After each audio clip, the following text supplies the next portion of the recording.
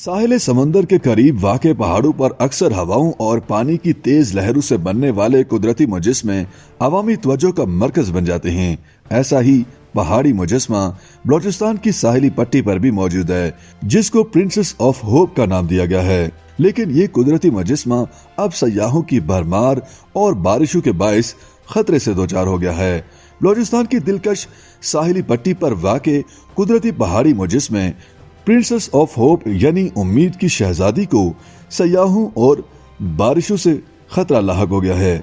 सूबाई हुकूमत ने सयाहों की रसाई महदूद करने और कदीम विरसे की हिफाजत के लिए पहरा लगा दिया है।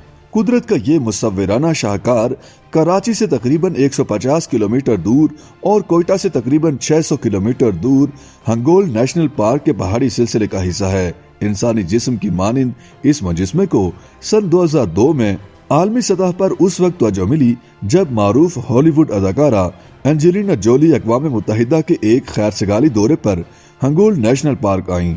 दूर से देखने में ये पहाड़ी एक दराज कद खातून का मुजस्मा मालूम होती है, जो कुछ तलाश कर रही है और किसी चीज की उम्मीद कर रही है। शायद यही वजह है कि एंजेलिना जोली ने इस चट्टान को प्रिंसेस ऑफ होप का नाम दिया था। इस इलाके में मिस्र के मशहूर स्फिंक्स मुजस्मे से मुशाबहत रखने वाला मुजस्मा स्फिंक्स ऑफ बलोचिस्तान भी वाक़ है, जिसे मुकामी लोग अबू अल होल कहते हैं।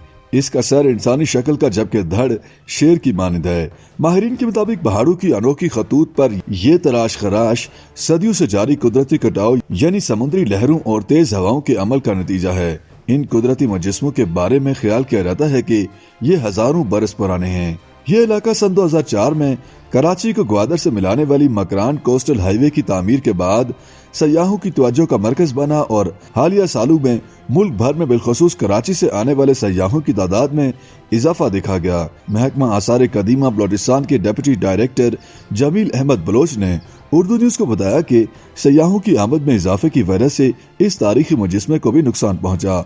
लोग पहाड़ी पर चढ़ जाते हैं, तस्वीर बनाते हैं या फिर अपने और अपने प्यारों के नाम यहाँ लिखते हैं, जिससे मुजस्मे की कुदरती शक्ल को नुकसान पहुंच रहा है।